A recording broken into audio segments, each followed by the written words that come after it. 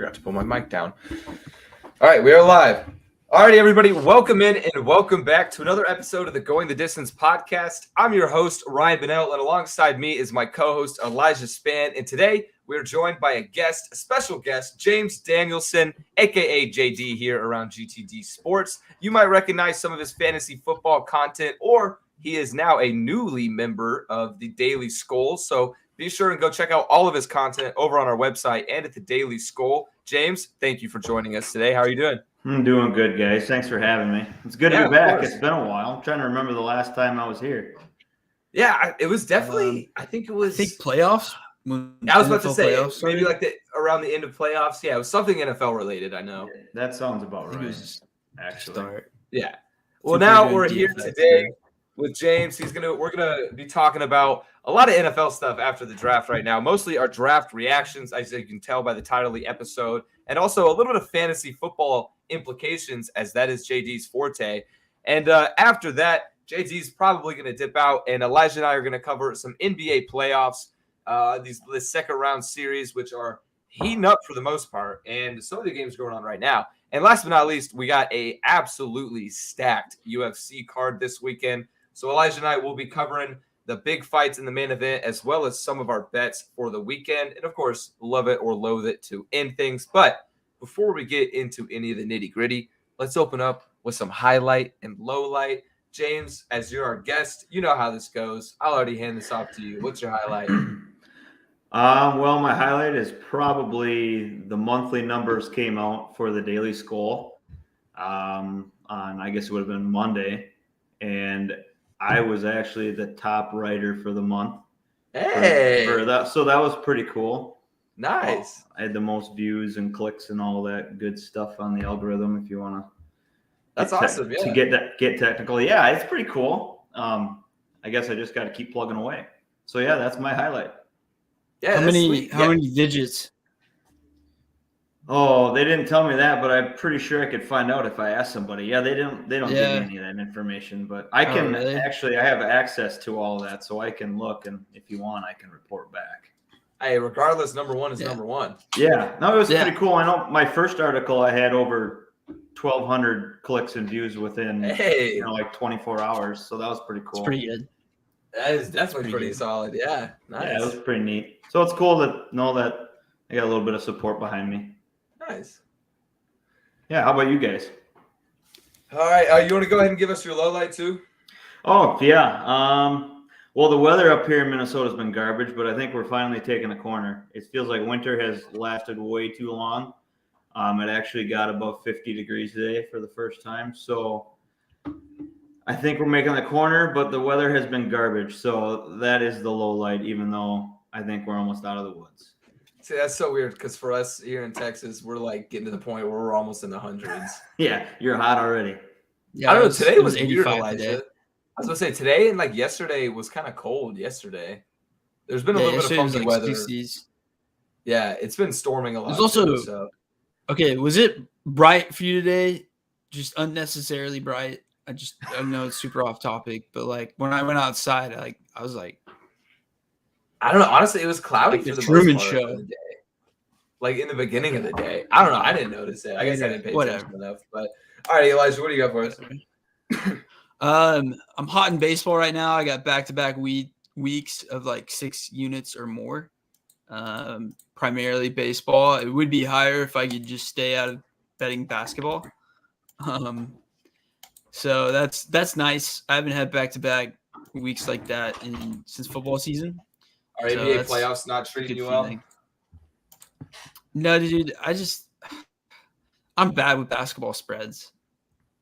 I don't know what it is. Like I can't. I have no idea why. Spread. I have no idea why, because like I don't feel like it's my best, but like my best percentage sport is the NBA, like my best league wise, and I have no idea how. I'm at like a 57%.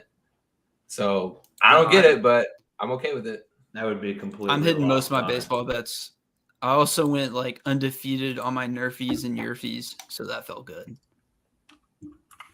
Oh yeah, I know you like the Yerfie, bro, and I've been riding a few of those Rangers Yerfie picks, and they're honestly a really good idea. Like, dude, I threw like I threw the house on Sunday for the year fee, and I was pissed because it was Taylor Hearn that was pitching, and I was like, okay, the Braves are gonna get me that first run because like Taylor Hearn is terrible, and they didn't, and I was so nervous, and then Rangers pulled through, and I was like, yeah, you wouldn't expect the Rangers to be the one to get the run, but hey, I mean, after starting out like 2-9, the Rangers have kind of turned it around. I mean, they're like, they're still like 9-16 or something, but it's much better. Yeah, yeah, we're gonna be terrible, but that's fine. Yeah, I mean, you know, we can dream. The low light Obi-Wan Kenobi trailer dropped today. It was sick, and I'm just pissed. I have to wait more weeks because I'm a huge Star Wars nerd. So, hey, today's Star Wars Day, man. May the 4th be with you. Yeah, yes, sir. I didn't even think about that. I guess we could have done some Star Wars themed stuff. Well, honestly, if we were to do that, I would probably be lost. You guys may shit on me and go for it, but I'm not a Star Wars guy at all. I don't know why. I just can't.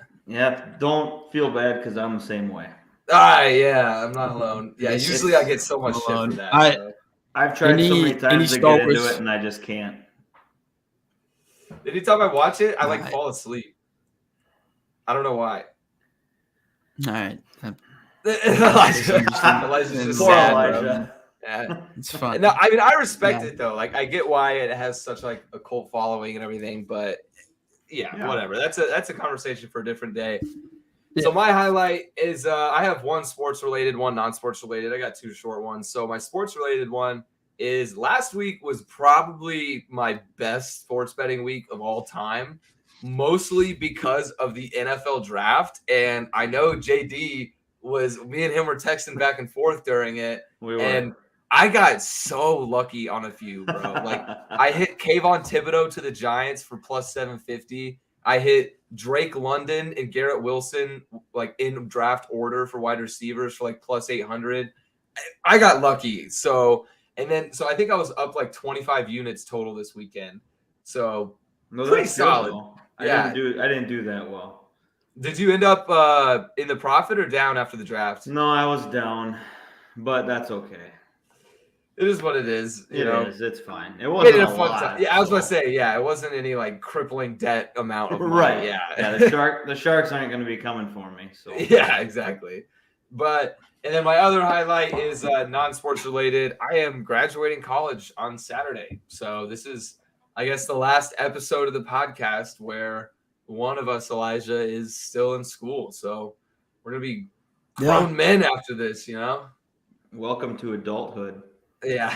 Oh, yeah. Gee, it's like exciting, but not exciting at the same time. So yeah, that'll be fun. So and then my low light for this week is, I mean, it's not like a huge low light. It's more so like a mediocre light. The Bengals draft was fine. Like I have no complaints. But this was like the first time in a while, and mostly because we were good last year. This is the first time in a while I haven't like had a really exciting draft, where it's like, oh my God, we could get Jamar Chase or we could get Joe Burrow. Like it was, we're picking at 31 and we're going to get whoever falls to us type thing. Right. And like the two big guys I wanted, which we'll get into this in a second. I guess this already segues into our NFL draft talk, but the two guys that I wanted were Tyler Linderbaum, the tackle out of Iowa, and Kai Elam, the cornerback out of Florida. They got taken a little bit earlier than I thought they would, but it is what it is. I'm totally fine with Daxton Hill, but we'll get into that in a second. Let's go ahead and start things off draft talk-wise with the first overall pick, because, I mean, that's how they started it on draft day. That's how we're going to start it here. So did the Jags bungle the first pick, or do you think Trayvon was the right guy? I think we all knew they were going to take him. For like the last 2 weeks we did, but before that it was all Aiden Hutchinson. Right. I don't know. I think it's fine. We're going to find out what the Jags really are anyway with the new regime of the coaching staff and everything, and what they can actually do. And Travis Etienne is going to be back. I don't know. To me, Jacksonville's still going to Jacksonville. But Yeah, true. I There's don't always know. going to be some of that. Right. So I don't know what to expect. And I don't know how Jaguars fans feel about it. I really haven't looked to see what their reaction was, to be completely honest with you. The way I've kind of seen it is like, I don't think they went wrong in the sense of like, I don't really see him being a major bust or anything. I think he's a solid pick. He fills a need for the Jags. They need those cornerstone pieces like an edge rusher. Right. But you're right. Jags are going to Jags. So it's like, I don't expect this to be like a major impact right away. Or I really don't expect him, honestly, to even contend for Defensive Rookie of the Year. Right. But that's kind of where I sit too. He'll make an impact, but he won't be like standout impact. Yeah, I think if he's gonna be like a true stud, like all pro level, we'll see that in like 5 to 6 years. I don't think we'll see that now. Elijah, well, my problem with this pick though is that like Trayvon was considered more the guy with like the higher ceiling, more of a project, and Aiden Hutchinson was like the layup. You're getting like a Pro Bowl player for sure. Pretty much just like all the same like white defensive ends that came out on the top of the draft, like the Bosa brothers. Yeah. And TJ Watt wasn't at the top of the draft, but that's basically like the type of player that you're getting. And Trayvon's more of like a wait and see kind of guy. And if I was the Jags and I've had years of just bad first round picks, like, I mean, Dante Fowler Jr. as a defensive end that they took that definitely didn't pan out. Like, I would just go with the layup over the question mark if I was them personally. But Trayvon Walker, from what I hear, has the ability to potentially be the better player.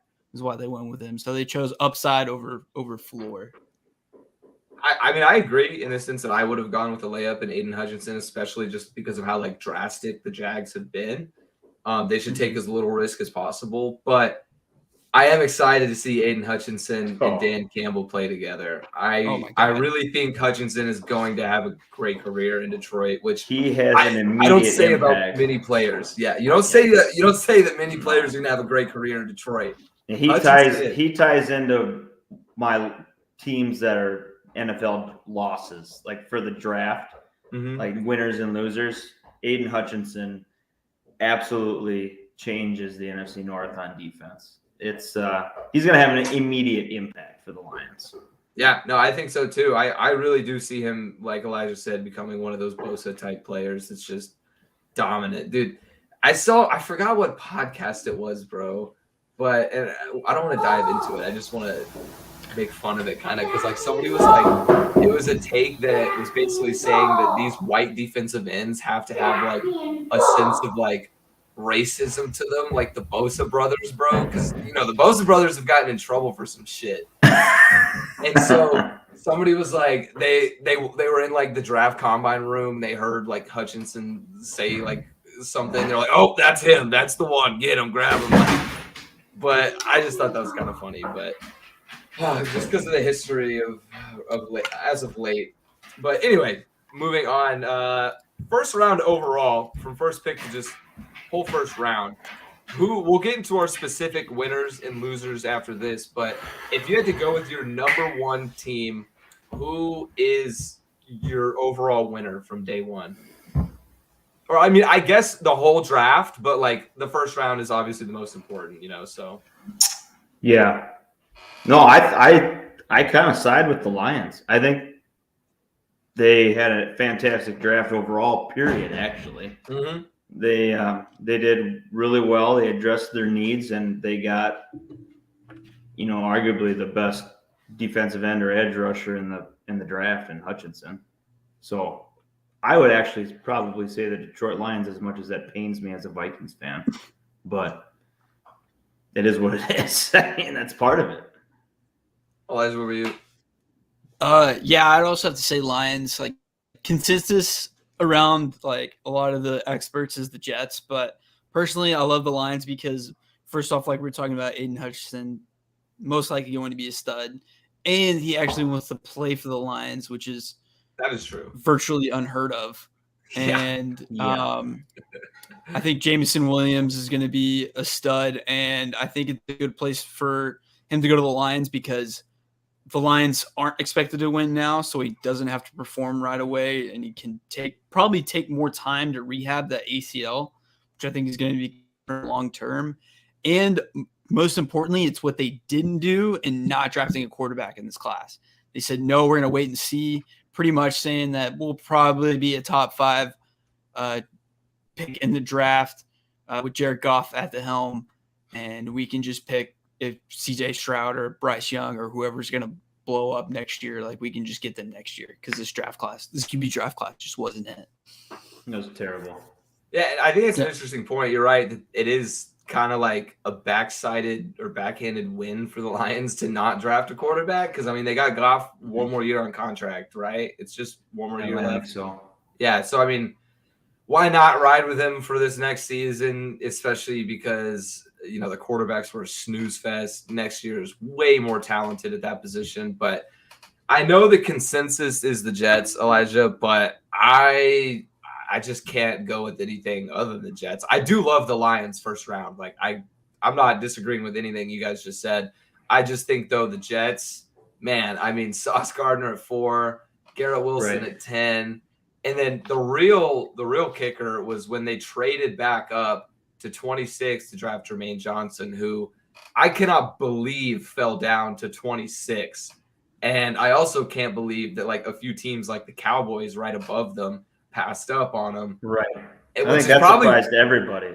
Yeah, which is probably why the Jets were like, oh shit, like they passed up on him. We're getting in there, send the picks. Like, yeah, like Elijah, do you wish the Cowboys would have drafted Jermaine Johnson, or are you cool with how it is? I don't know, because he was Daniel Jeremiah's like 9th ranked prospect. So it is a little weird that he did drop all the way down to 26. Yeah. But I mean, I don't know. We draft a tackle. When you draft an O lineman in the first round, especially with our history, like you can't really get mad about it, but you can't get excited about it either. And I'm not going to sit here and pretend like I know that that an O-line prospect is or good or not. Anybody who's not working for ESPN or the NFL. I mean, unless they're like a top 2 guy, really like know. Yeah, like we all know Evan Neal is good, like because he's just that guy, But I'm not going to pretend like I know what he is. I hope he's going to be good based on our draft history with first round O linemen. But I don't know. It's nothing to get your panties wet, but all right. Let's move on now just to our overall winners and losers. Starting out with the winners. So I already said my main one is the Jets, of course, and the Lions. It seems like we both agree on those. But my third winner is going to be the Eagles because I think they killed it by getting Jordan Davis at 13. He's going to be a beast alongside Fletcher Cox on that D line. And also, we can't just ignore the fact that they got A.J. Brown for an 18th pick and a 103rd pick, which personally, if I could have A.J. Brown or any of the receivers in this draft class, like not to knock any of the receivers, but A.J. Brown is already proven. He's already good. I would take A.J. Brown. So I think the Eagles killed it. They're one of my other winners. What do you guys think? What do you guys have? Well, I looked at it from a fantasy football aspect, obviously. Yeah, fair. This is kind of my way of doing things, I guess. I'm going to say Jameis Winston won big time. I mean, you get Chris Olave as a new weapon to go alongside. Yeah. And I mean, what's not to love about him? I mean, he's going to be out there running deep patterns. I also like Lamar Jackson won with Tyler Lindenbaum. I mean, that helps their O-line big time. He's going to run anyway. Definitely, yeah. I would say Aaron Rodgers got a new toy. Christian Watson. I don't know how I feel about it. You probably know more than me about this guy because this is the North Dakota State guy, right? Right. Yep. Yeah. Yep. So, like, from what I've seen, I mean, it looks like he has a lot of potential. Oh, hi. Yeah, my kids are in here now. No worries, but he looks like he has a lot of potential. Okay, you guys gotta get out for a It's a second. special guest. Yeah, the kids But, are. Hello. Yo, we got to get him a contract for GTD, bro. Right? No kidding. No, I'm just kidding. But Here, I'll go get them out. I'll be right back. oh yeah, no worries. Okay. But what I was saying though is, I mean, Elijah, you probably know a little bit about this guy. Like, he looks like he has potential, but again, it's that North Dakota State name tag that scares me. Like, I don't know. It's different being like a quarterback and a receiver. It's different. So like, I don't know. Yeah, I actually kind of love this pick. Really? Because he's 6'4" and has a 4.37 40. That exactly. It's like he has the tangibles that, like, you know, or I guess intangibles, And- whatever. But And I also kind of like that he was number 34 overall, and an FCS kid. So that just tells me that he's probably really, really good, and he has the traits to do it. So Sorry. I think he's probably going to be a stud. And also, like, Packers just have a really good track record with second round wide receivers. Devontae Adams, think Jordy Nelson. we still talk about Watson. Yeah. What are your thoughts on him?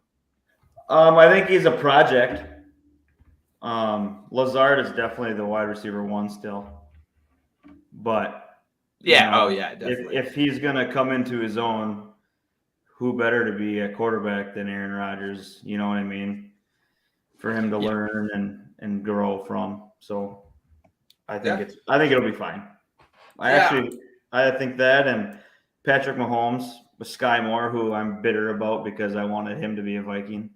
I do like Sky Moore. I think he is a good. perfect replacement for Tyreek Hill. Obviously, he's not as fast as Tyreek because nobody is, but he is going to be fun. I think he's going to flash a lot this first season. And then after that, I think the sky is the limit for him. No pun intended, actually. I didn't even try to do that. No, I also really like Sky Moore. I also think it's a really good fit. And going back to what you said, I just kind of thought about this with like the Tyler Linderbaum and Lamar Jackson. That kind of is another team that I didn't necessarily think about, but they had a hell of a first round. Yeah. I think with Kyle Hamilton and Linderbaum, those are solid picks. But all right, got any other winners for us? What? Who's the Ravens' third round pick too? The kid out of Georgia, the linebacker. Nakobe Dean. It wasn't Nakobe Dean. Yeah, I couldn't remember if it's him or Ajabo. Nakobe Dean. Nakobe Dean is probably really good. Yeah, I heard he was a huge deal. I would say the Cardinals were big time winners too, with Marquise Brown coming up there. Yeah, that's true. Yeah, I kind of like that fit as well.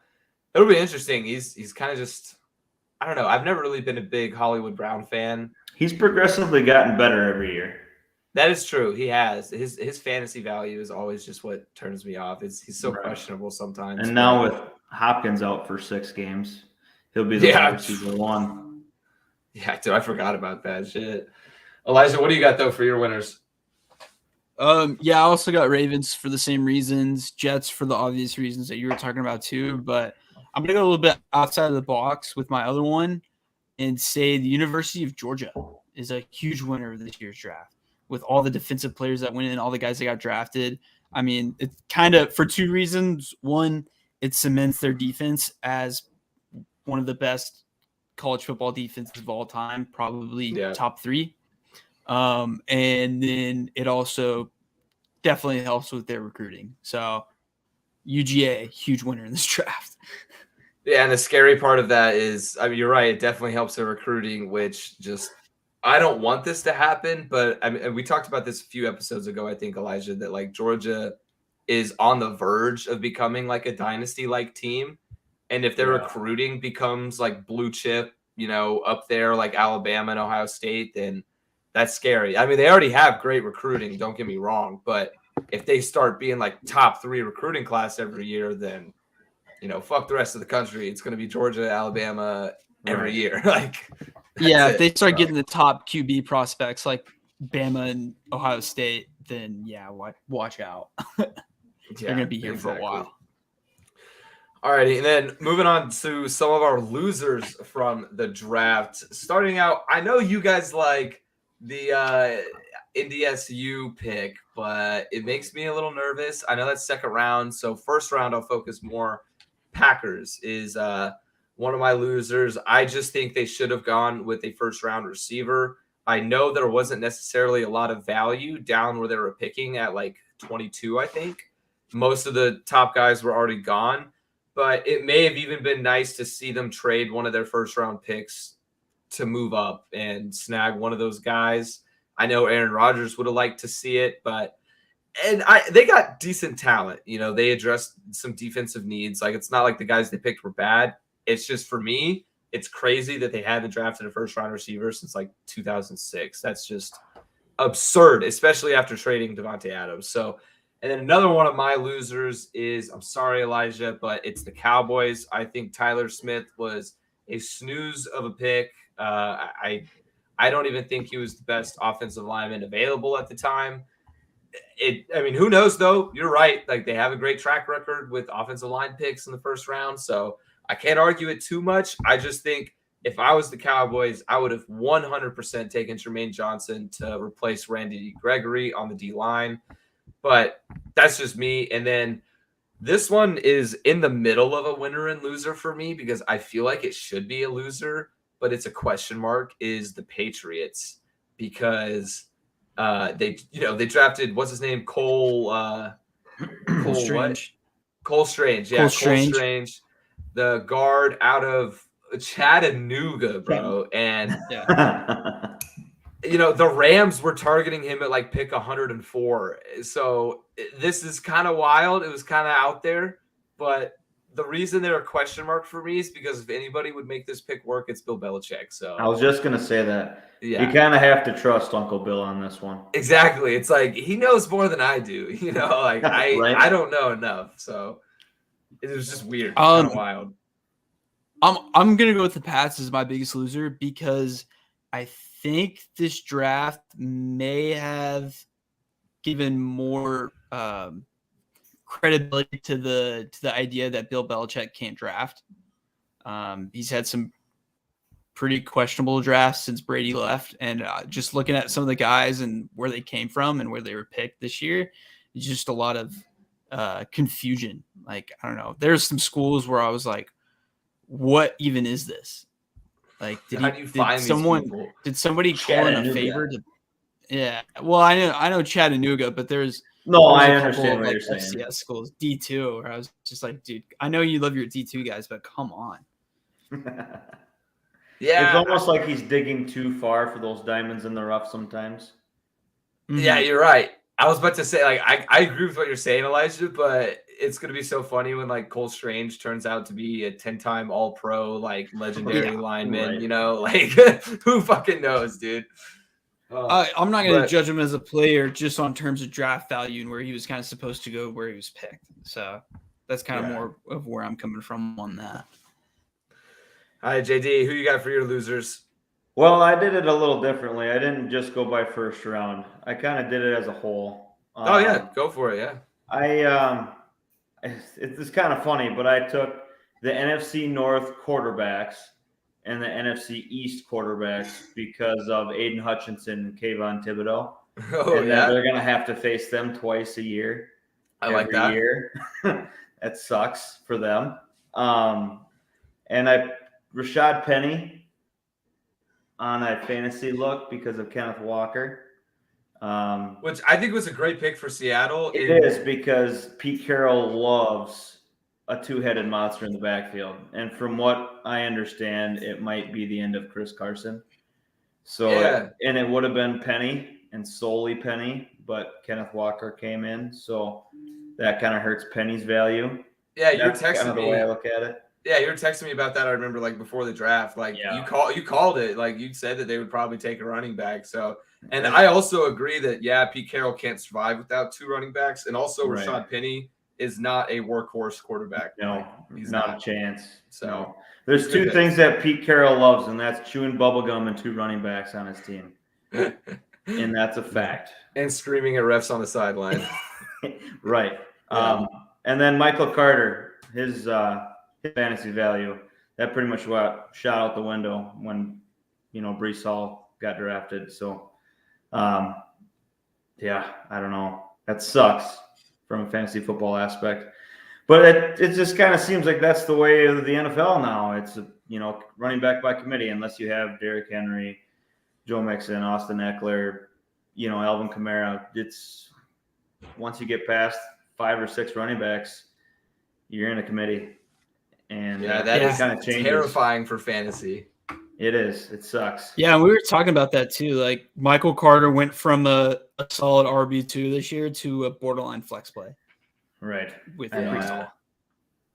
Yeah, it's just snap my finger with one. Well, I mean, I do think even though it does mess up the fantasy value, I do like the Breece Hall pick. I mean, I think Breece Hall. Oh yeah, absolutely, is a stud. I loved him in college, so I like it for the Jets, but we'll see how that committee works out. In a real life football aspect, not fantasy football, it is a perfect draft pick for the Jets. Yeah, I totally agree. So overall, we've had our team winners, position winners, etc.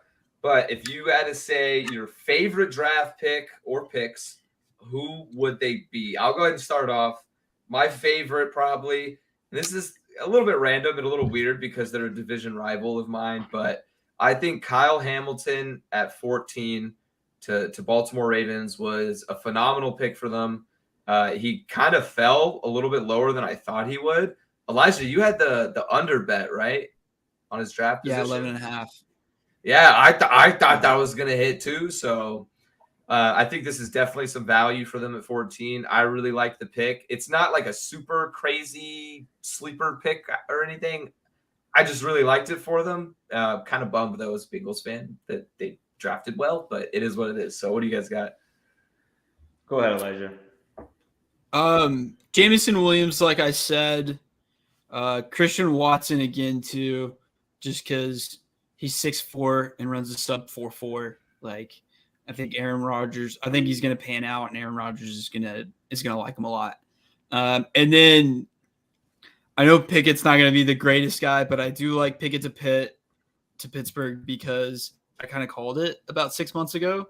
That's true. I remember that on the episode with Noah when you were gone. Which was what, October? No, I remember us talking about that too. Yeah, we talked about it a little bit the week after. I remember. Yeah. That. So that my question is do you think he starts or is he going to sit behind Trubisky a year? He'll probably start some games this year. I think Trubisky will definitely start at the season. They're going to give him a legit chance it's going to be a quarterback battle, but Trubisky's probably gotten some of that yuck out of the way, being a backup for a year. So it might be a more improved Trubisky running. And you got to remember too, Trubisky can run, and Steelers want to go that route right now. So I could definitely see him starting about the first 8 games. And if it's not working out, then Pickett will definitely come in. And man, money making Mitch, bro, he's here. I saw this video of a Steelers fan.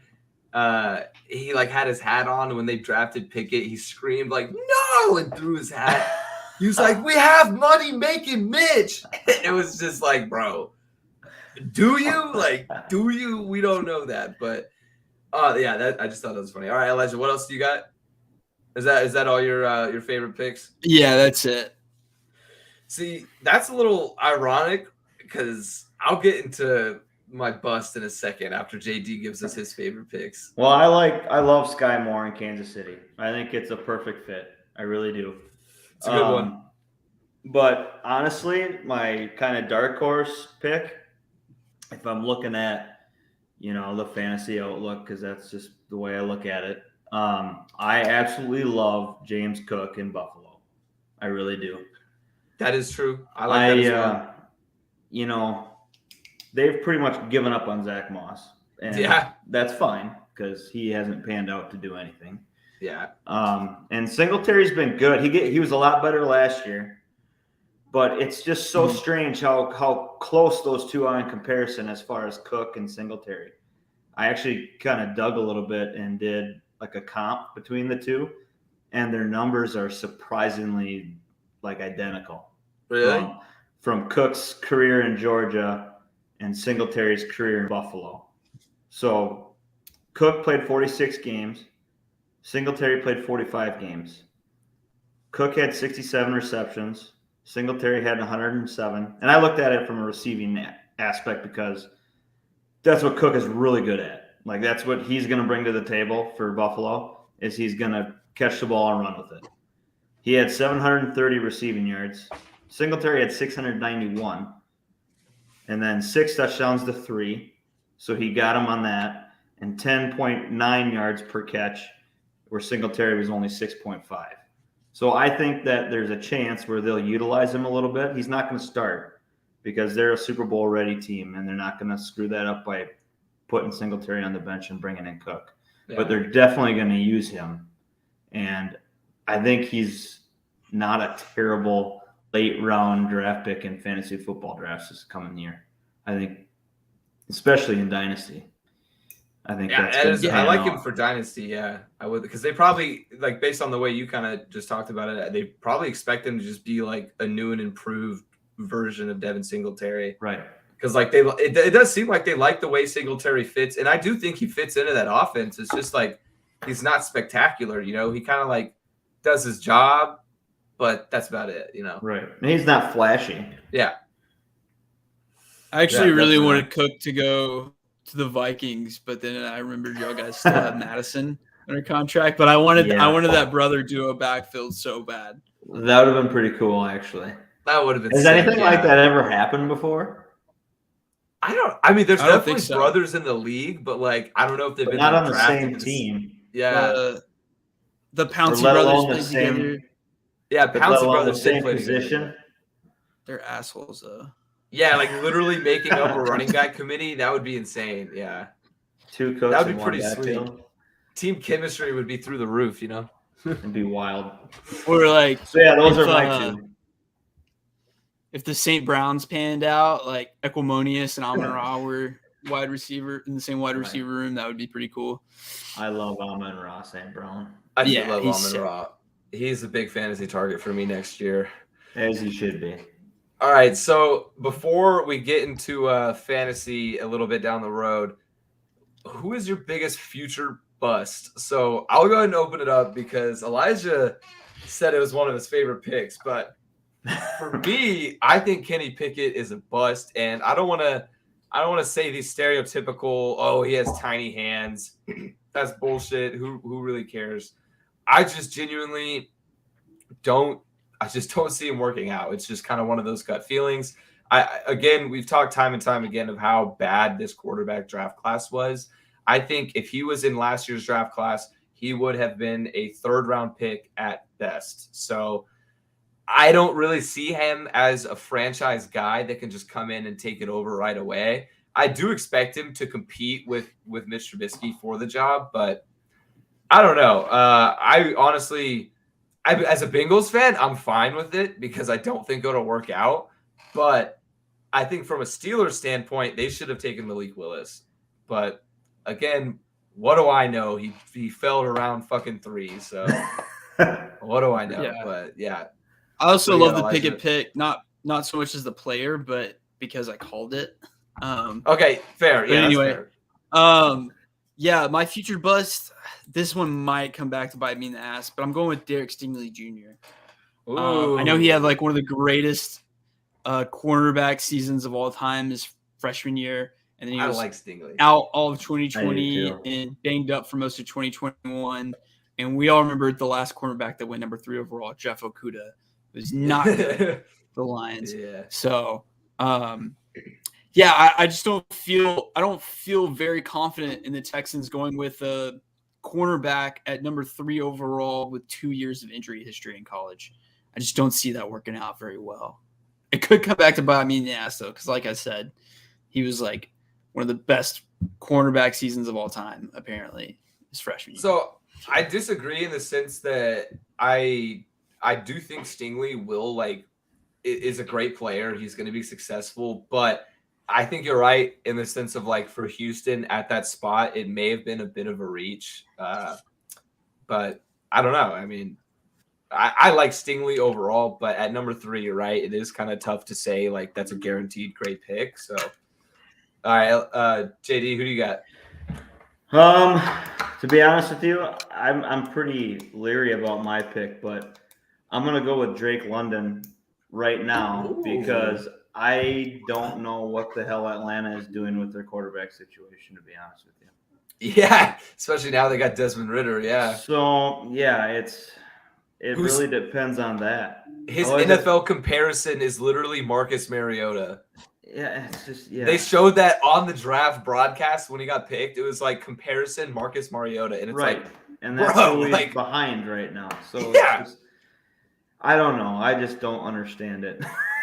But whatever. Yeah. So he's my pick because I don't know how well he's going to get the ball thrown to him for the next how many years, and that might not even be his fault. So it's unfortunate because he's a talented player.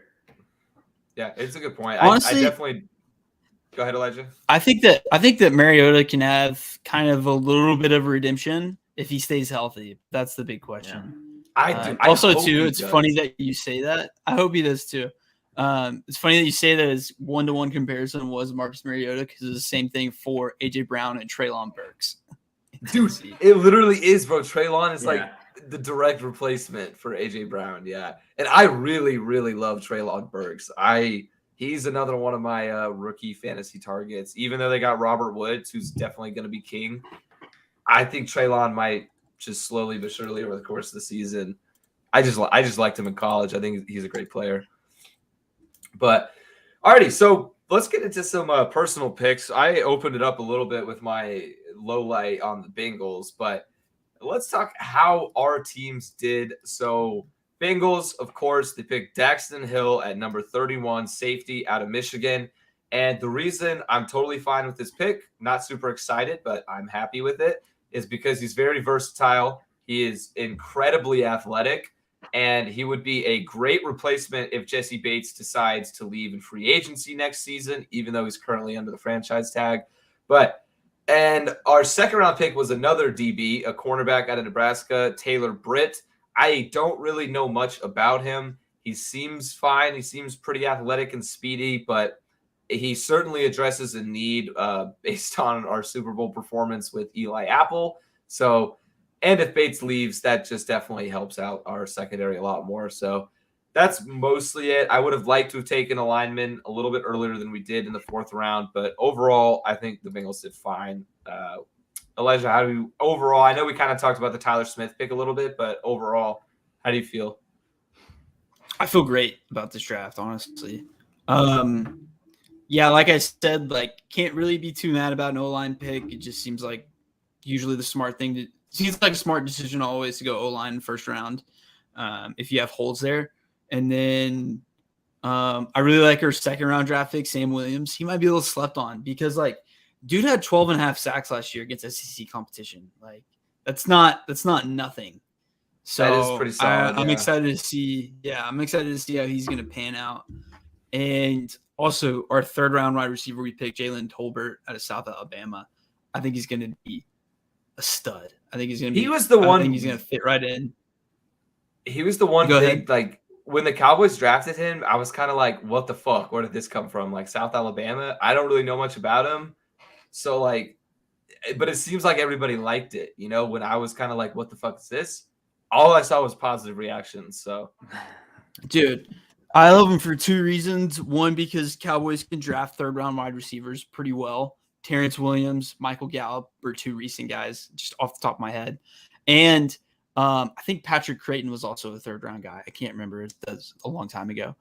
I watched his college highlights, and holy shit, dude!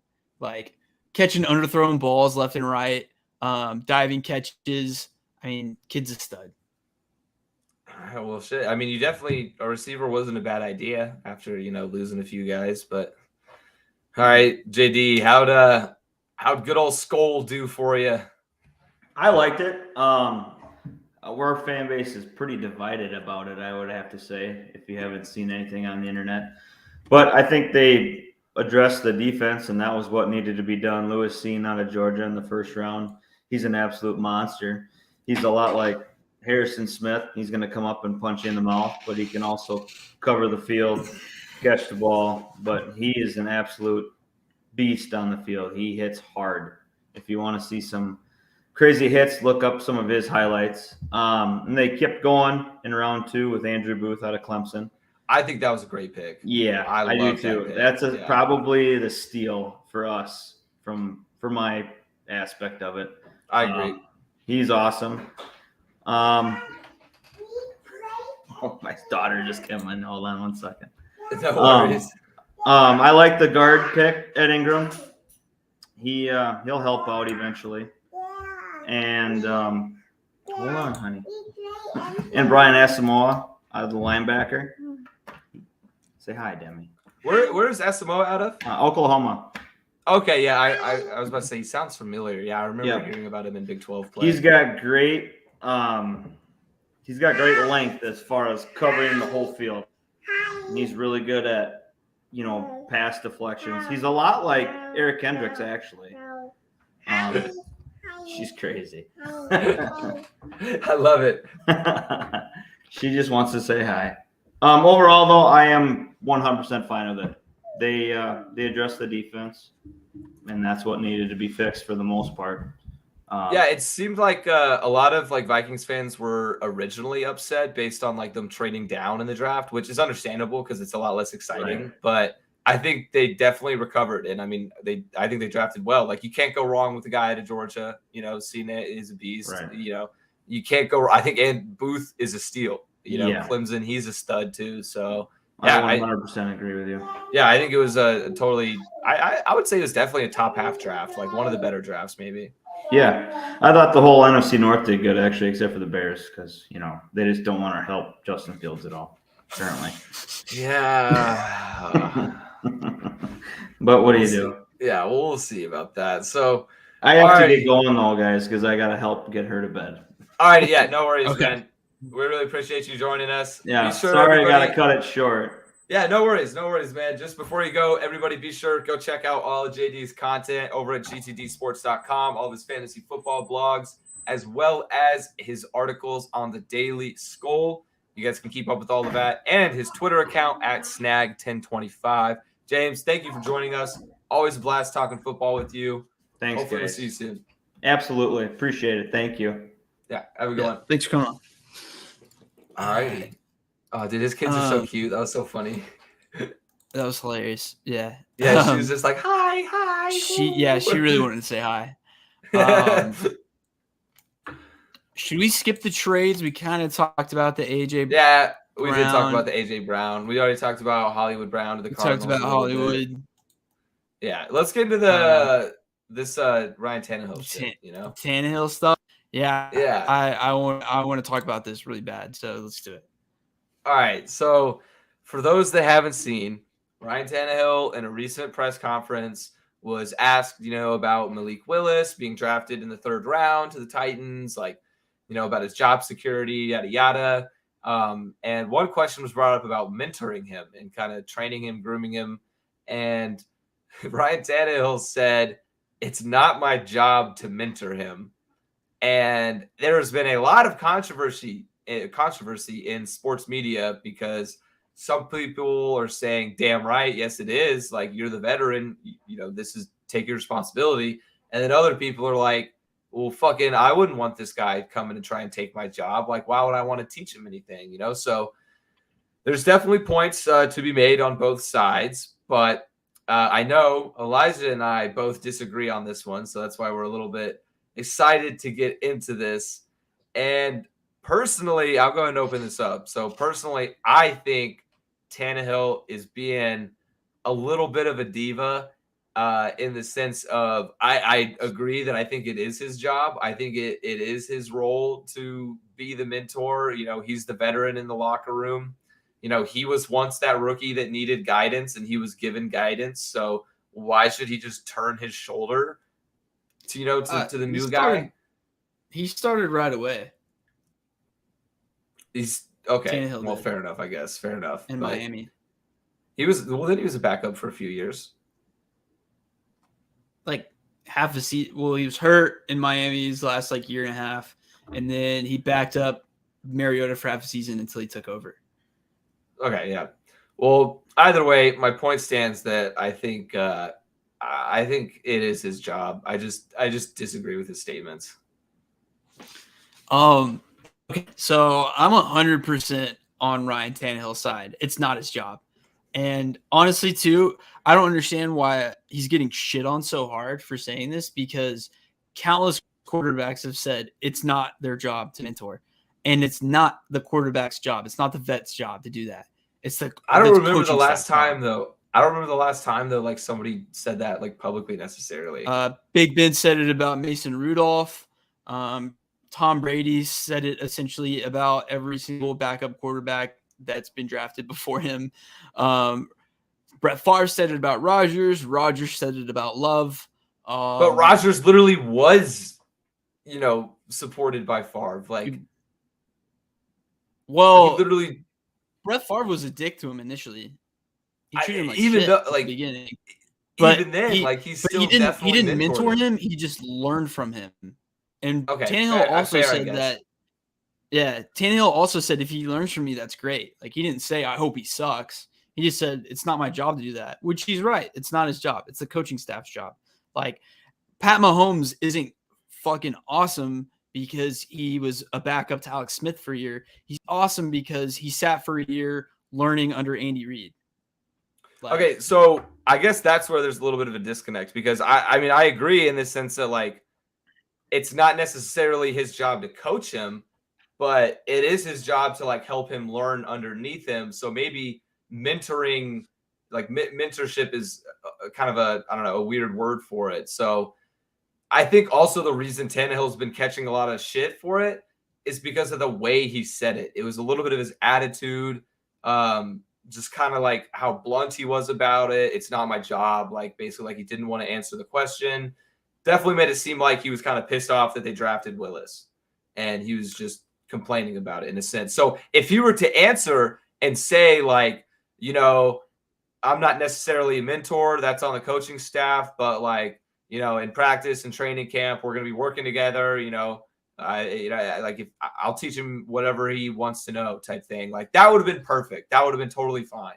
But just being like, it's not my job, I just feel like it's a little bit dickish.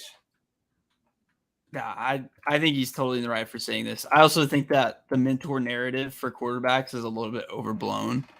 And two, like, another reason why I don't blame him for saying this, because he's technically the franchise guy, and this is just a third round pick. It'd be different if he was 37 and they drafted him in the first round, but he's still 34. I was going to bring. He's 34 right now, which is old.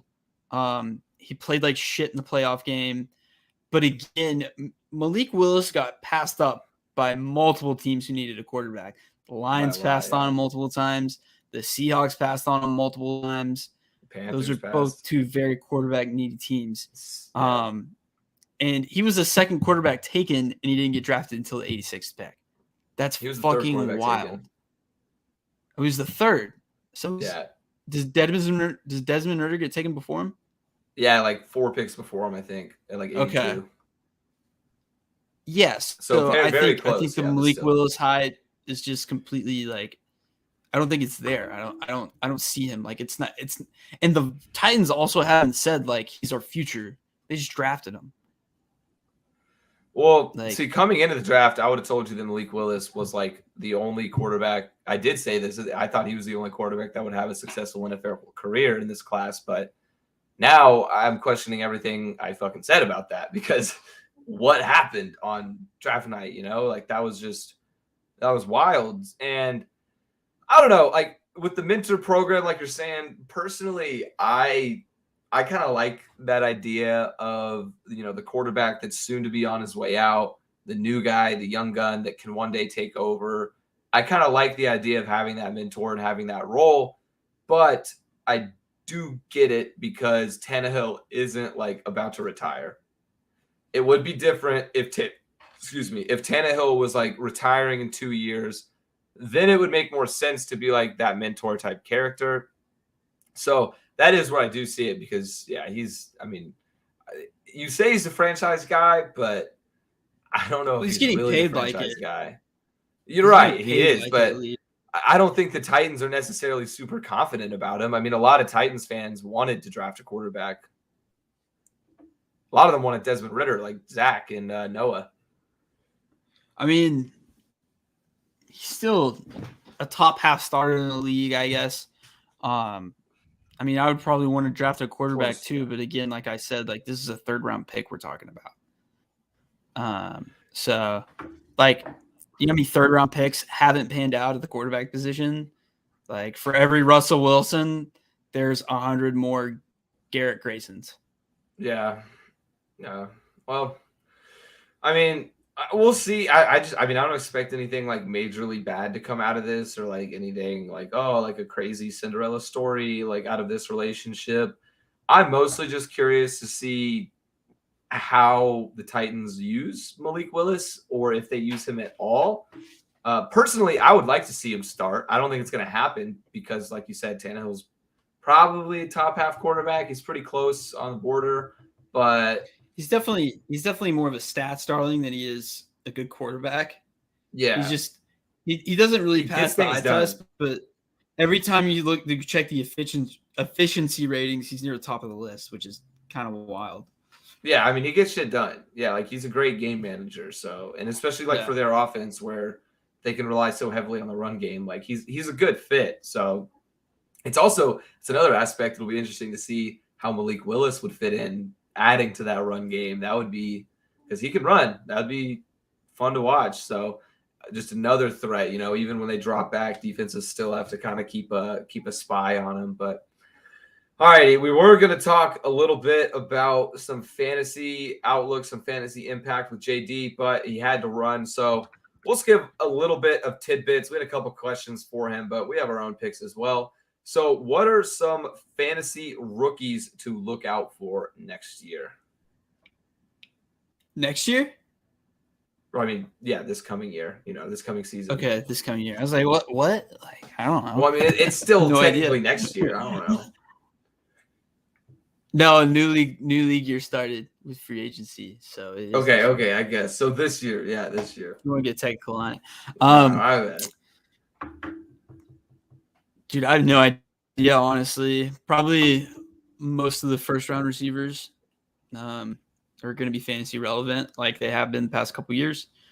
The running backs, I'm not so sure because like we said, Breece Hall is going to split carries with Michael Carter, and Kenneth Walker I think Kenneth Walker has a shot to overtake. I did too, yeah. With Rashad Penny, but he's going to start out the season. Well, yeah, but they might start out the season splitting snaps for at least maybe like the first 5 to 6 games. Well, I think they will. I think even if Walker is the one, I think they're still going to be splitting the snaps in a committee, but Walker will probably be the head man. Mm-hmm. At least I think. I don't know though. But I think you're right for the most part. I agree on like the sense that the receivers are going to be the main studs. For me, I think Chris Olave was drafted into the best situation for fantasy with the Saints. He's going to have an impact right away. He's probably even going to be their wide receiver 1 right away. So he's a big fantasy pick to look out for. And then I already said this a little bit, but Treylon Burks, I really like. I just like his style, like the way he plays. Even though they got Robert Woods, I think Burks is definitely worth a draft pick in the late rounds if you can snag him. And then here's my sleeper pick for fantasy is John Mechie III. I know he's had some ACL injuries, but drafted in the 2nd round to the Houston Texans. And let's be honest, the Houston Texans have absolutely nobody at receiver. So he could have an impact right away. But Brandon Cooks is underrated. Let's just get okay. Yeah, fair enough. Yeah, that's a good point. But yeah, I mean, he's going to step in, definitely wide receiver 2 and be relevant. Yeah. Especially with he's Davis, also coming off the ACL. Yeah, that's what I was saying. He had some ACL injury problems. Yeah. Okay. Davis Mills definitely. Well, I think will definitely benefit with John Mechie there too. Yeah, 100%. We may even see him blossom next year. I don't know, dude. They're still just so bad. I'm kind of thinking Davis Mills is gonna have a breakout year next season. Dude, I'm jumping on the Davis Mills hype train with you. Like, I kind of like it because I've been talking to some people and like they don't necessarily believe me, but I'm like, yo, if Davis Mills was in this draft class, he would have been the first quarterback taken, like without a doubt, in my opinion. So I'm telling, I'm like, bro, Davis Mills is not that bad, dude. I don't know. It's hard to say like guaranteed. Oh, motherfucker, the Rangers. He had some really good games last year. Oh, fuck. I'm fucked, dude. I bet against the Rangers and they won. You dickhead. Dude, every time, bro. Philly was minus 170. Yo, they're in a parlay. They were minus 180. They're in a parlay. Dude, they had Zach Wheeler starting, who's like, I mean, he's a pretty good pitcher. But all right. He's good. Yeah. Anyway, we also had some which players took a hit fantasy wise, but we kind of already talked about that with like guys like Michael Carter on the Jets and Rashad Penny, other running back committee situations. So let's go ahead and move on topics from the NFL to the NBA as the second round of the playoffs is underway. Don't have as many series to cover as last week, so we'll get through this a little bit quicker. Starting off with your Dallas Mavericks, Elijah, is Suns Mavs. Facing off the 1 versus 4 seed. Also noted, this first round had 0 upsets. Every higher seed won. Every 1, 2, 3, 4 seed won. Which, I mean, I know isn't all too uncommon for the NBA, but kind of weird to see. All right, anyway, back to the point, though. How are you feeling, Elijah, after now the Suns are up 1-0? Another game on tonight. What's going through your mind? Not good. Not good. I'm just gonna put that out there. I mean, Suns won 60+ games this year. They're a wagon. DeAndre Ayton is going to bully Dwight Powell. Chris Paul, Devin Booker. I mean, yeah, it's not gonna be pretty. I mean, I just hope that we can snag a game or two. Other than that, like, I'm just happy we made it out of the first round, which we've been unable to do for Luka's first 2 playoff appearances. So now that we got that hump off our back, I'm just anything else that gets beyond this is just icing on the cake for me. That was my main hope. Let's just get out of the first round.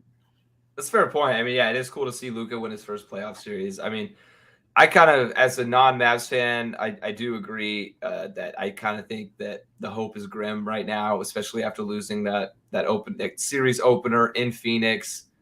So it's definitely going to be tough, especially if they lose. If they lose game 2 tonight, it's over. But if they win tonight, which, I mean, there is a chance they didn't lose by a crazy amount. It's only like 7-point game in game 1. So I think there is a little bit of a chance. So we'll see. But I think overall right now the Suns are still looking – God damn it, the Phillies fucking lost. Yeah, but the Suns still look pretty solid as a title contender. Fucking, this is what I get for betting against my team, bro. Yeah. I mean, like, yay, the Rangers won. Oh, fucking whatever, bro. All right, anyway, other series in the East now, switching sides, is the Celtics and the Bucks, which, again, we kind of predicted this to be, and it is turning out to be probably the most exciting series that we have right now. It's tied 1-1 after game 2, even though it's like still exciting. Game 1 was a blowout. Game 2 was a blowout. Neither one was really close. I mean, the Bucks dominated in 1, Celtics dominated in 2. So it's kind of up in the air. I have no idea where this one's going to go. After game 1, I would have told you, holy shit, like the Bucks are about to cream them.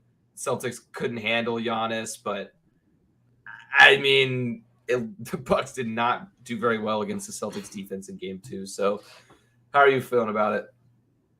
I think the series can go 7 games. I think so too. Very easily. And I do think that it is going to give us some good games because so far it hasn't, which is weird because it's been just blowout. They just flop blowouts. But yeah, we'll definitely get some. We might even get an instant classic out of this because I mean these are 2 really good teams. Yeah, no, I agree. And honestly, I guess it's hard to say if this is necessarily the best series we have because the Warriors and Grizzlies in the West are also It's also True. very entertaining. Those first two games were nuts, like especially game 2, the 1-point game, crazy close. Ja put up like 47 points in that one. It's been really, really fun to watch. I thought Memphis was screwed after losing the home opener. Golden State looked pretty solid, but now I genuinely have no idea what to think. I'm still gonna say the Warriors will come out on top. But dude, this Grizzly team, man, they're hungry, dude. They're playing together. Yeah. Warriors.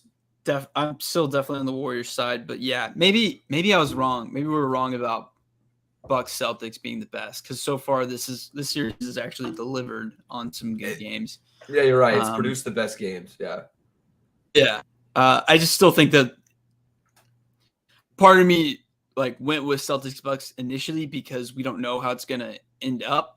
But I'm pretty confident, extremely confident that the Warriors are going to beat the Grizzlies just because they've been there before, and the Grizzlies team hasn't, and they almost lost them to the T-Wolves. So, yeah, I think the Grizzlies are going to have a really, really hard time playing in Golden State. I'm hammering the Warriors in Game 3, hammering them like 5 unit Johnsons on them.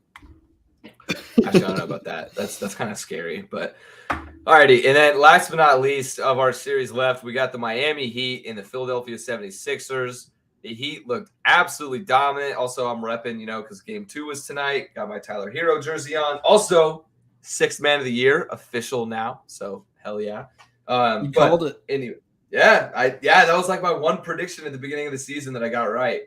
And of course, it was the only one that I didn't actually put money on. So great. But anyway, Heat looked dominant in Game 1. I think their defense is just really, again, showing through. And in Game 2 now, we can talk about it now because Game 2 is over. The Heat just won by 16. So it's 2-0. I think the Heat are in really, really good position, maybe even to sweep the Sixers. But I think we get out of this in 5. But do you think the 76ers are just like totally screwed without Joel Embiid? Oh, 100%.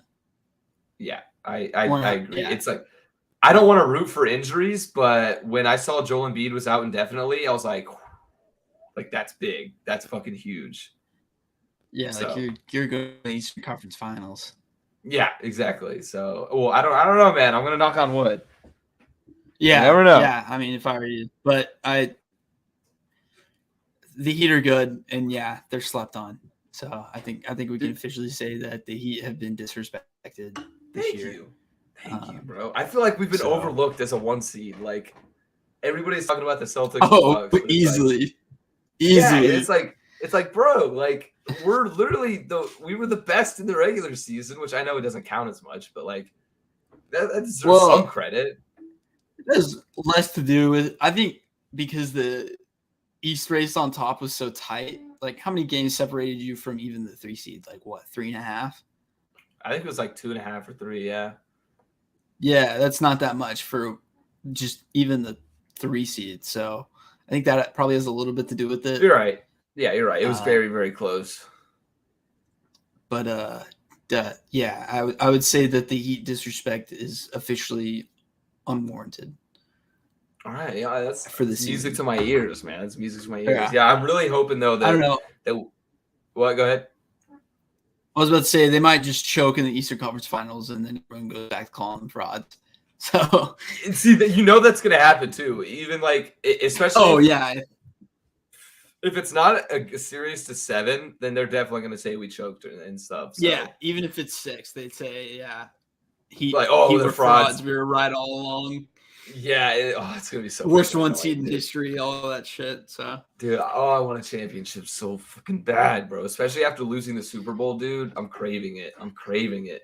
But yeah. Anyway, that's what we got for the NBA. Oh, also one last question, and I feel like we're both gonna agree on it, so we probably won't spend too much time. Is I saw on PTI, pardon the interruption, they were talking. Would you rather build a team around Ja Morant or Luka Doncic? And personally, I don't really find that as much of a debate. Like, I think it's Luka without a doubt. Like 10 times out of 10, I would take Luka. Yeah, I'm taking Luka too. I mean, don't get me wrong, Ja's electric. Yeah. Like, watching him jump is probably one of the most entertaining things in the NBA right now. Because he Dude, he leaps up like a deer. Just, I mean, I hear the Super Mario sound every time he takes that one-legged hop. Just boom. I saw a It's sports crazy. science video that was like kind of analyzing how far he could dunk it from, and they said he could dunk like 2 feet behind the free throw line. Free throw. Yeah, on 1 foot. That's insane. And I'm That's like, yeah, that's absolutely nuts, dude. Like, he is a freak athlete, but still, if I was gonna pick, I would just have to go with Luka. But alrighty though, that's all we got for the NBA. Moving on now, a little tidbit on an absolutely stacked UFC card this weekend. UFC 274 is probably the best fight card of 2022. Definitely the best fight card that we've had in recent history.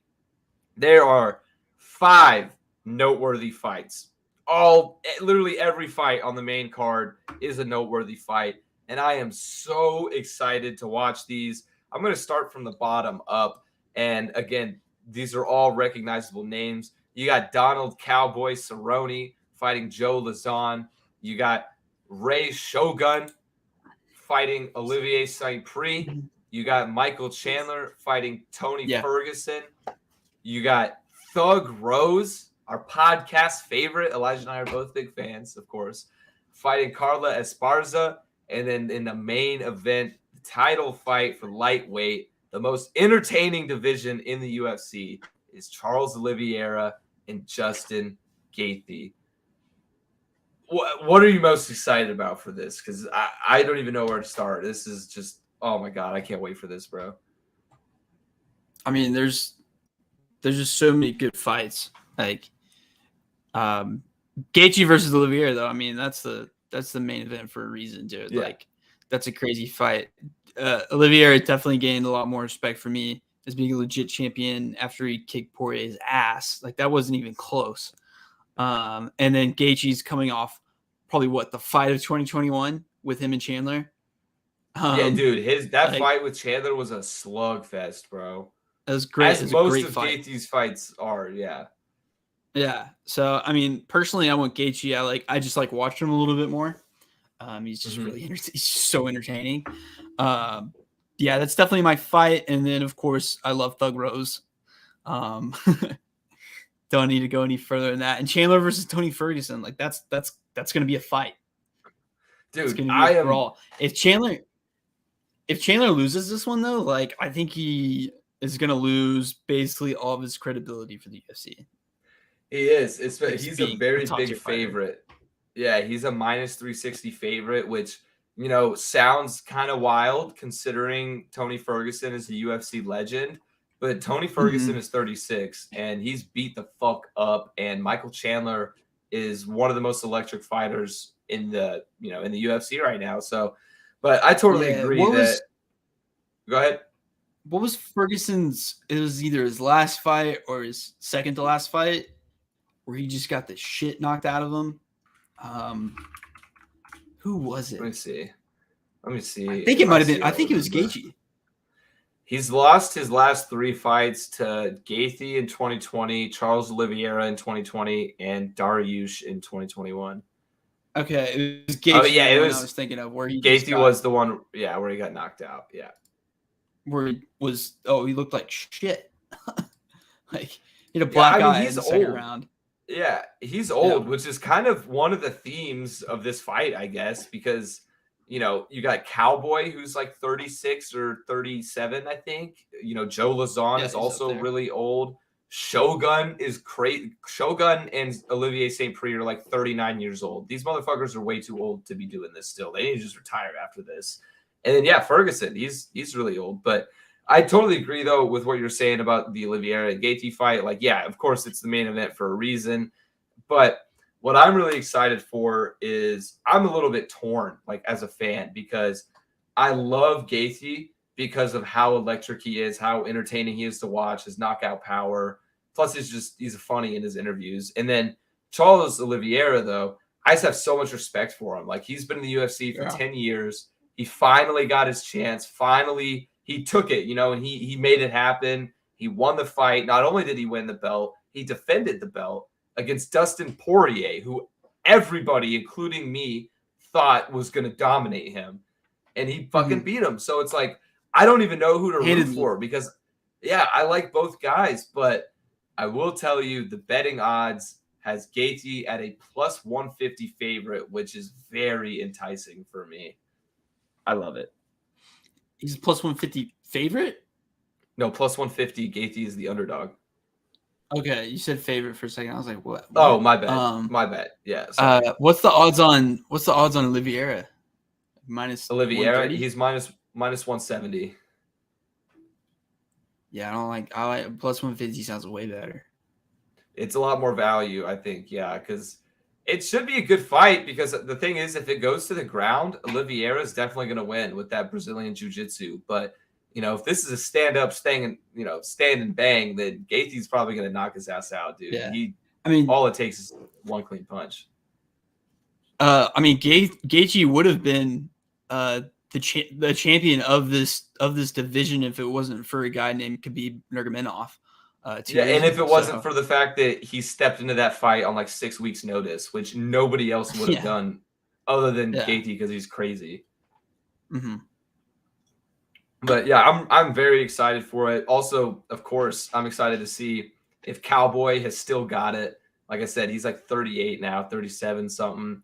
He's one of my favorite fighters ever. So I hope he still got it, but I don't know. I'm putting a little bit of money on it though.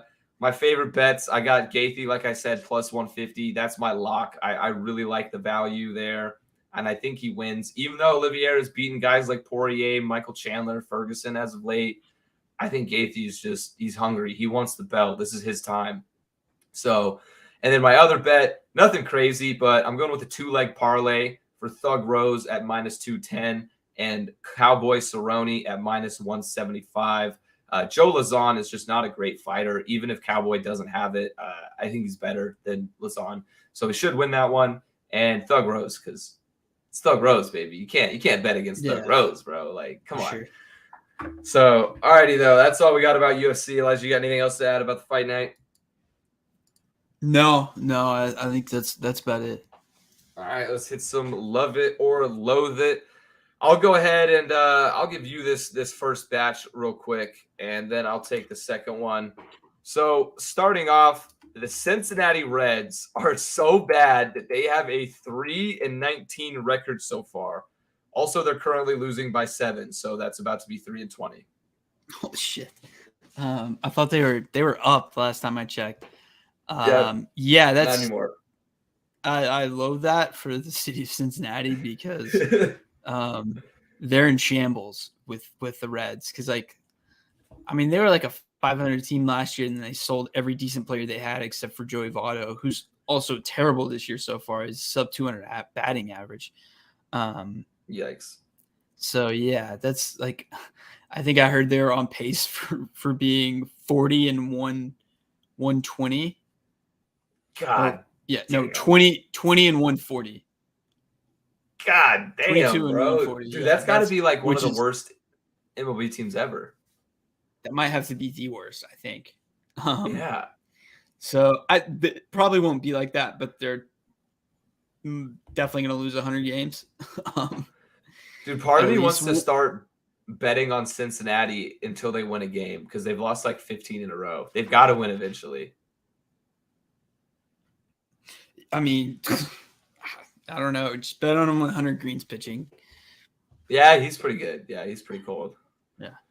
But alrighty, next up, we got Diego Maradona. His Hand of God jersey sells for $9.2 million, the highest price for sports memorabilia ever. Yeah, I love it. It's just kind of a cool story reading the article that came out on ESPN about it. It's also, yeah, like you said, highest price for sports memorabilia. And I think like it keeps on going up and up for like sports cards and sports memorabilia because a Honus Wagner card like 2 weeks ago set the record for baseball cards and it was creased. And then like I think a month and a half ago, somebody bought Tiger Woods clubs that he used from like 2000 to 2001 for $5.5 million, and this just topped it for $4 million. Jesus Christ, for that. So Dude, I wish I was that rich, bro. yeah. I mean, this would be sick because like Hand of God is probably what the most iconic moment in soccer. Yeah. But one of, definitely I mean, up there. One of like top Yeah. 5 at least. Yeah, that's nuts, dude. I mean, especially it's even more valuable now, especially that Maradona is dead, I'm sure. Oh yeah. That definitely him being not alive, definitely. Yeah.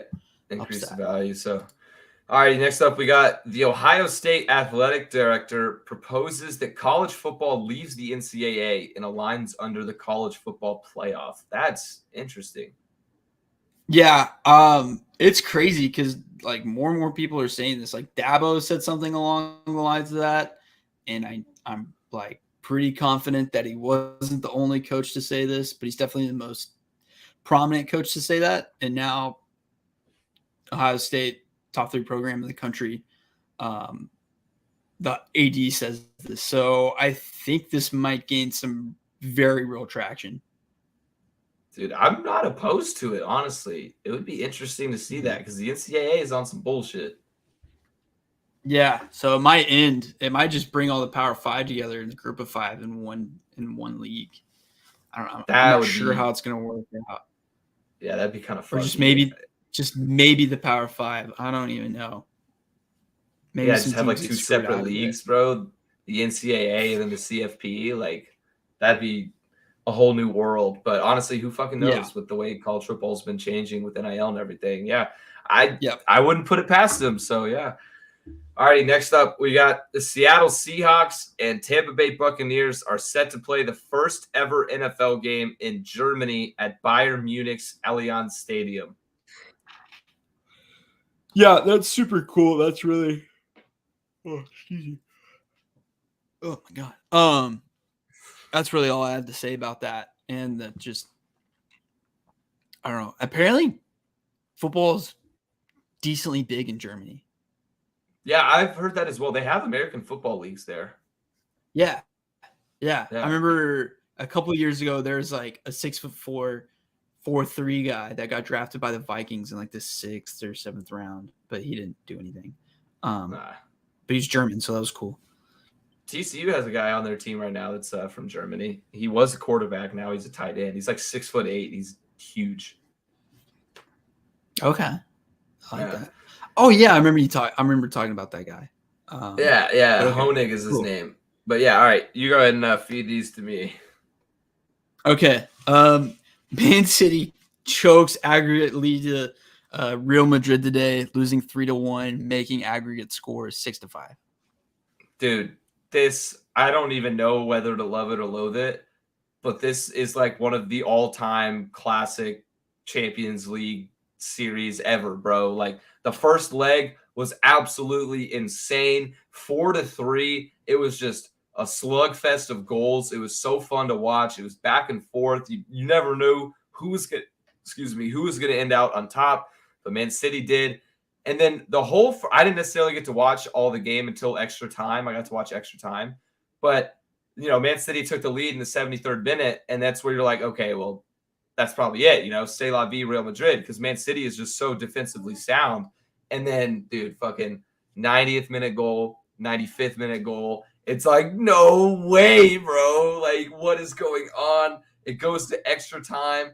And even then, I'm kind of like, okay, Man City, they're the better team. I think they should still win it. They give up a penalty kick, bro, in the 105th minute. And Real Madrid takes the lead. It was just absolutely nuts. I can't believe Man City choked it. Also can't believe Real Madrid is there with Carlo Ancelotti as manager. Like, good for him. It's finally a bounce back year for them after a few strugglesome seasons without Ronaldo. Yeah. Is Hazard still fat? Hazard is a little, I don't know. He's a little chunky, dude, but he's like, he doesn't do shit, dude. Like, he's not relevant at all. Like, is it still Benzema then? Yeah, Benzema is going off. Yeah, I wish Hazard was relevant. That's why I want him to go back to the Premier League so that he would be relevant because he was great in the Premier League. But yeah, Benzema is crazy right now.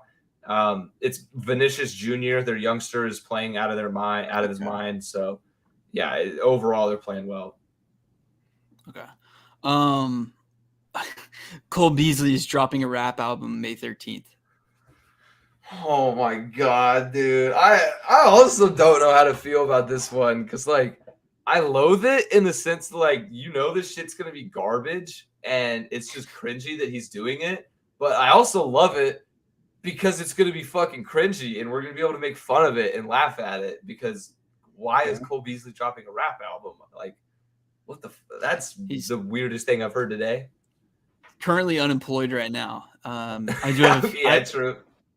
I thought that the Cowboys might sign him again, and which still could be a possibility in training camp if somebody goes down. That makes sense for them, honestly. Mm-hmm. NHL playoffs started. Yeah, I love it. Yeah. Yeah. Again, we're not huge hockey guys here at the Go the Distance podcast, but I think we're both Stars fans, correct? Yeah. Yeah, I'm like a pseudo Stars fan. I'm not like a diehard, but I mean I root for them. Mike Modano's my guy. Yeah, Mike Modano, baby. I got his jersey. Brendan Morrow, and then that's about as much as I got. And now we got Jamie Benn, Marty Tyler Turco. Seguin.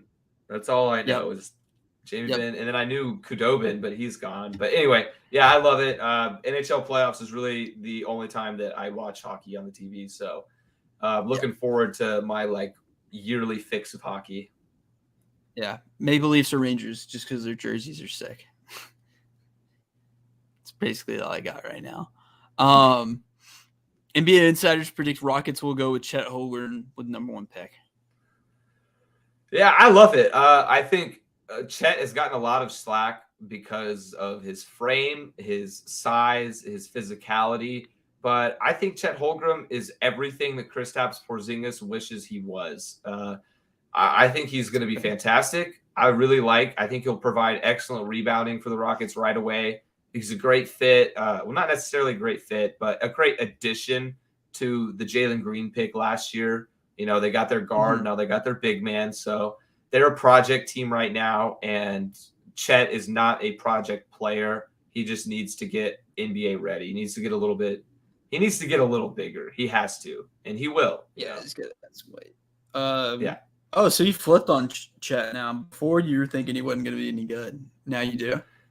Yeah, I see. Because it was most of the time it was like with his games at Gonzaga. Because I don't know, I just felt like he had a lot of underperforming games. It was mostly the tournament for me. Like he didn't really step up and play like the future #1 pick. Like you would expect. But then the more I think about it, like when it comes to the NBA, that #1 pick doesn't necessarily have to be the guy that scores the most points or has the flashiest game or like the most memorable game.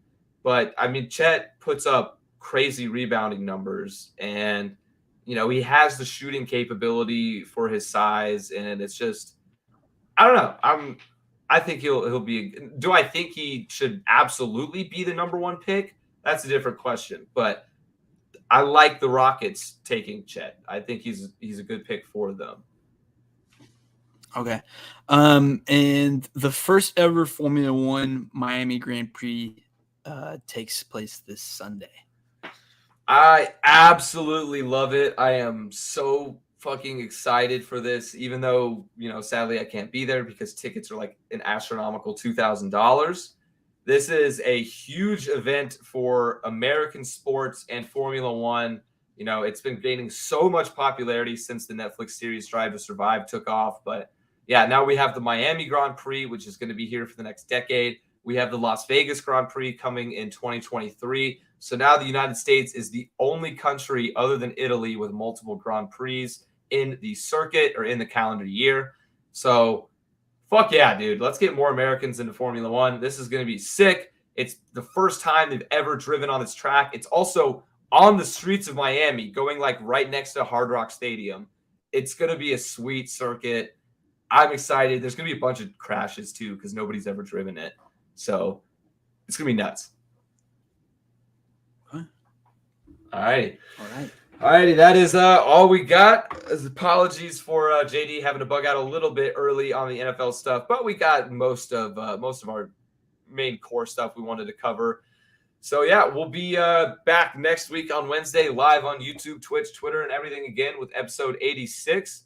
This weekend, of course, going to be watching that UFC fights and probably finishing up some sweating out. Not really sweating out, but having some popcorn and watching the Heat make their way to the Eastern Conference Finals. You know, hopefully we can say the same about the Mavs in the West, because part of me is pulling for them, but who knows? I think so. Yeah, it is what it is. But all right, guys, thank you for listening, and we'll see you next week. Peace.